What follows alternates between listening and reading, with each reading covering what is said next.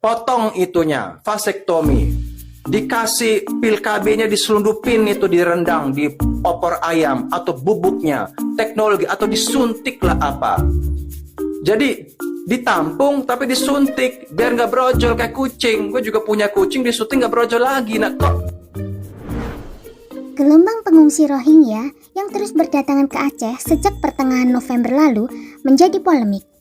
Banyak masyarakat Aceh melakukan penolakan dan menuntut pemerintah untuk bertindak tegas. Di sisi lain, peran UNHCR sebagai badan yang menangani masalah pengungsi pun juga ikut disorot. Kapolda Aceh meminta lembaga UNHCR ikut bertanggung jawab. Pengungsi Rohingya yang mendarat di sejumlah pantai Provinsi Aceh sejak pertengahan November 2023 menjadi polemik. Masyarakat Aceh banyak yang melakukan penolakan dan meminta pemerintah lekas untuk bertindak. Untuk mengetahui perkembangan anyar pengungsi Rohingya, mari kita simak beberapa komen netizen. Polisi tangkap warga Bangladesh penyelundup Rohingya ke Aceh. Ternyata dugaan kita selama ini memang bener guys. Kan gue udah bilang mereka ini bukan terdampar tapi mendamparkan diri. Memang ada orang yang sengaja melakukan ini. Ternyata pelakunya orang-orang mereka juga. Dan tahu nggak kalian, orang-orang di UNHCR Indonesia ini juga banyak orang Rohingya. Dan tahu nggak kalian, orang-orang Rohingya yang kata terdampar ini ternyata ada duitnya guys. Berdasarkan pengakuan HM, orang Bangladesh yang ditangkap tadi, 147 Rohingya yang dibawa dengan kapal harus membayar 7-14 juta. Wah, banyak duitnya guys. Sementara WNI yang miskin gak ada duit sebanyak ini, bahkan sejuta juga gak ada. Tuh, untuk anak-anak dibebankan 7 juta dan orang dewasa 14 juta. Nah, bagaimana caranya? Jadi gini guys, mereka ini naik boat dari Bangladesh ke suatu tempat. Nah, di suatu tempat ini mereka udah ditunggu sama kapal-kapal busuk. Kapal-kapal inilah yang menjadi kedok mereka terdampar katanya. Nah, nanti dari kapal itu ada yang ngarahkan supaya mereka bisa sampai di Aceh. Nah, setelah sampai, orang Bangladesh yang ditangkap bersama 3 rekannya tadi kabur ke hutan. Memang gak ada otaknya orang ini. Memang udah guys, gak bisa diterima lagi guys. Gue juga udah pernah bilang, ini bener-bener udah terorganisir. Jadi apa? Pemerintah ini gak usah goblok, kita ini ditipuin. Dan sampai sekarang yang menjadi pertanyaan besar adalah kemana TNI Angkatan Laut, kemana polisi laut. Nah, setelah sudah sampai di Aceh, datang tuh organisasi UNHCR. Makanya pas sudah nampak kapalnya itu, tarik tuh sampai ke Pulau Komodo sana atau ke Nusa Kambangan. Surat terbuka buat pengungsi Rohingya. Gara-gara lu gue dikatain orang Rohingya, padahal gue gak ada mirip-miripnya sama lu. Gara-gara lu sampai ke Indonesia. Gara-gara lu sampai ke Indonesia, gue kena jadinya. Mending lo cabut lah dari Indonesia. Lu usah ngungsi di sini. Emosi gue lu. Rohingya. Ini lu cabut tuh, balik lu ke Bangladesh atau Myanmar, balik ke Bangladesh sana. Gara-gara lu dibilangnya gue Rohingya sama netizen. Netizen gak ada apanya yang julid sama gue. Rohingya, lu balik. Gara-gara lu gue diejek mulu kan, bilang Rohingya terus. Lu balik sana. Kalian tahu nggak UNHCR ini punya siapa? Ini lembaga PBB, salah satu lembaga PBB yang menangani pengungsi di dunia. Kalian tahu nggak PBB punya siapa? Punya orang di seluruh dunia memang, anggotanya dari negara seluruh dunia. Tapi kalian tahu nggak siapa yang ngeraki PBB? Yap, punya negara adik kuasa. Sesuai namanya, mereka adik kuasa, berkuasa di bumi ini.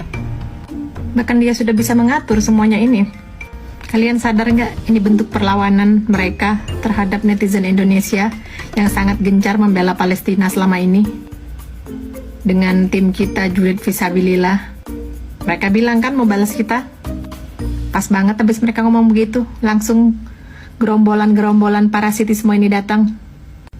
Persis sama gayanya, pakai kapal, terdampar, minta tolong. Dejavu nggak waktu sama Zionis terdampar minta tolong di Palestina tahun 1946, yang pada akhirnya Zionis ini mengajukan minta tanah ke PBB, minta kepemilikan tanah atas Palestina. Yang akhirnya negara Palestina dibagi dua, negaranya menjadi Israel dan Palestina. Dikasih makanan enak, bergizi, opor ayam yang gemuk-gemuk, capcay, susu, wafer buffalo, ada snack, ada coffee break, habis itu bobo siang, bobo malam, honeymoon sepanjang masa. Gimana nggak berkembang biak gitu? Kita-kita aja yang normal, honeymoon 1 minggu. Itu pun bikin anak belum tentu jadi. Ini mah dikasih makan gratis, bergizi bertahun-tahun, ya pegawaiannya brojol pisan. Jadi itu honeymoon sepanjang masa, apakah adil gitu? Jadi si Yuan Spirit sini kan punya alat medis, punya teknologi, punya obat. Bagaimana caranya ini nggak berbrojol gitu? Ya enak banget dong. Malam-malam ya di semak-semak cerat-cerit enak banget begitu. Bangun pagi ada makan, bobo lagi cerat-cerit. Ya makanya ini bukan lagi Yuan Spirit, ini Yuan Spirit gitu. Ini sangat tidak bagus gitu. Jadi saya rasa ini ada unsur kesengajaan. Maaf ya, ini disclaimer, ini dugaan. Jadi saya dari dulu ya, maaf sekali, saya sangat gak suka sama organisasi kemanusiaan ini. Karena ada hal tertentu yang tidak masuk akal gitu. Mereka menampung orang, ya, terus mereka kasih makan. Nah mungkin mereka tuh dapat donasi dari seluruh dunia, ya. Habis itu mungkin ada sesuatu di balik layar kita tidak tahu. Terima uang, dan ini pengungsi tetap brojol, ya, dan tidak terkendali. Terus mereka bilang hak asasi. Apa? Hak asasi brojol, hak asasi cerut itu enak banget gitu. Nah sekarang bagaimana caranya? Ini pengungsi ini tingkat kelahiran itu direndahkan, ditekan. Potong itunya, vasektomi. Dikasih pil KB-nya diselundupin itu direndang di opor ayam atau bubuknya, teknologi atau disuntik lah apa. Jadi ditampung tapi disuntik biar nggak brojol kayak kucing. Gue juga punya kucing, disuntik nggak brojol lagi. Nah kok tidak dilakukan itu? Makanya saya ragu ini ada unsur kesengajaan untuk dapat, maaf, dugaan saya, dana. Karena ini adalah, maaf, seperti juga kadangkala ada di Konoha ada yayasan yang berkedok yayasan, dia kumpul nih itu anak-anak terlantar, tapi sekepalanya itu terima uang terus donasi. Yang diperkaya itu yang punya yayasan. Mereka nak BMW, nak Mercy, punya apartemen. Kerjanya cuman punya yayasan. Ngumpulin orang pakai foto-foto. Maka saya dari dulu, maaf sekali ya, di mall-mall juga kan, ini tolong donasi. Saya nggak suka. Karena saya lihat itu tingkat kelahiran itu tidak dikendalikan, malah disengaja. Ya, jadi makanya saya bilang ini si Yuan Spirit ini harus berubah nama. Jadi uang, bukan uang ya, uang mana? Yuan Spirit gitu ya. Jadi tolong, saya nggak bisa bayangkan itu Pulau Galang jadi apa ya. Malam-malam dingin-dingin gitu kan, hore honeymoon. Terus berhak minta makan.